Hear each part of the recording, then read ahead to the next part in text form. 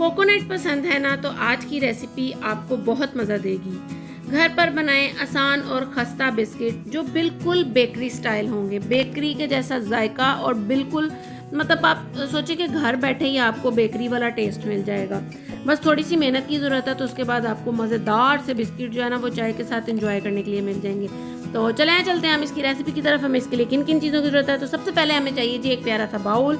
उसमें हमने डालनी है जी पाउडर फॉर्म में आधा कप चीनी, ठीक है। शुगर लेनी है आपने आधा कप, वो भी पाउडर वाली, ठीक है। तो उसके बाद डालना है 3 टेबल स्पून आपने डालना है बटर। आप चाहे बटर डाल लें, आप चाहे घी डाल लें, जो आप घर में आम यूज़ करते हैं वो। बस उसको जो है ना वो मेल्टेड नहीं होना चाहिए, थोड़ी जो उसकी थिक फॉर्म होती है ना वैसा होना चाहिए। जैसे हम बटर यूज़ कर रहे हैं तो बटर जो है ना वो फ्रिज से निकाल के रूम टेम्परेचर पे आ जाएगा।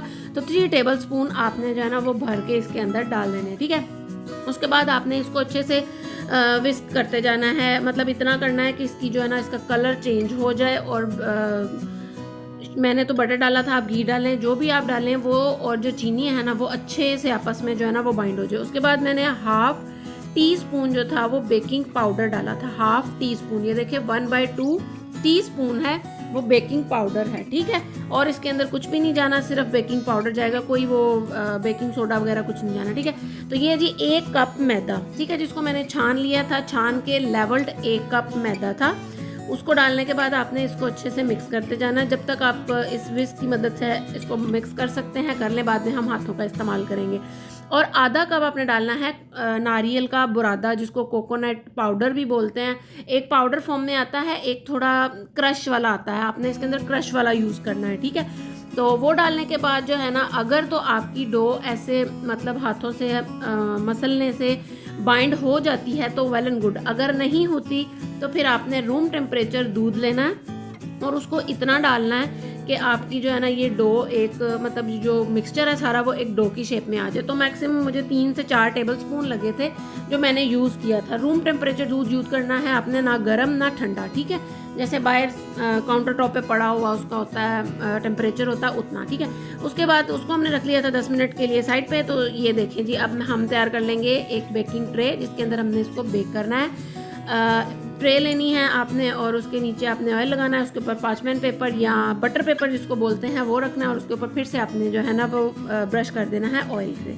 उसके बाद अब हम बना लेते हैं जी बिस्किट। ये गुजर गए थे कुछ 10 मिनट, तो ये देखें अब हमने ना छोटे साइज़ के, मैंने तो छोटे साइज़ के बनाए थे, आप चाहे बड़े बना लें, आप चाहे छोटे बना लें, ओवल शेप में बना लें, सर्कल में बना लें, स्क्वायर में बना लें, जैसा आपका दिल करता है आप वैसे बिस्किट बना लें, नो प्रॉब्लम। हाँ जी, इसको करना क्या है, बिस्किट बनाने के बाद आपने वही नारियल वाला बुरादा दोबारा से लेना है और बिस्किट्स को हर तरफ से कोट कर लेना है, ठीक है। अच्छे से ये कोट हो जाएंगे तो हम इसको ट्रे में रखते जाएंगे।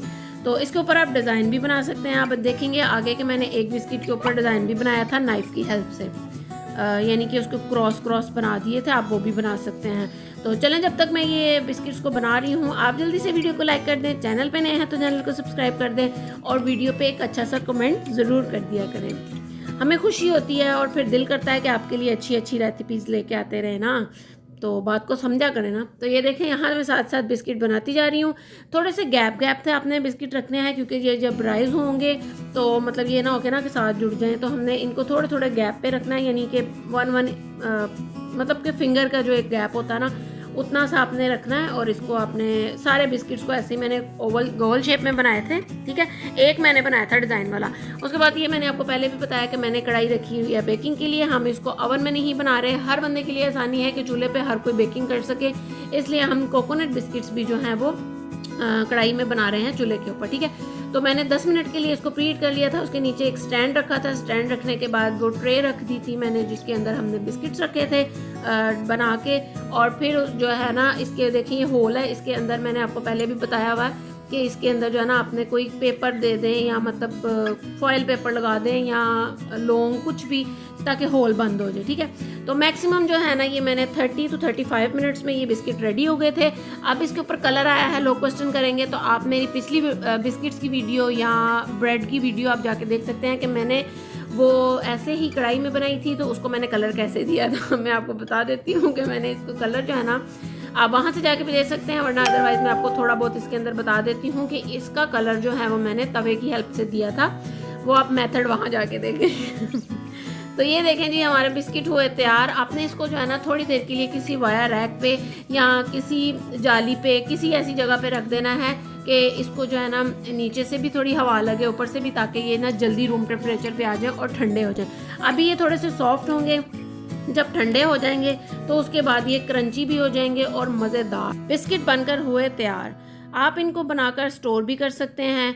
जब कोई मेहमान आए तो आप फटाफट से निकालें और चाय बनाएं और साथ में जो है वो पेश कर दें। आपने इस रेसिपी को ज़रूर ट्राई करना है। मुझे कमेंट्स बॉक्स में ज़रूर बताना है कि आपको कैसी लगी। मिलूंगी आपसे एक नई और मज़ेदार रेसिपी के साथ। अल्लाह हाफिज़।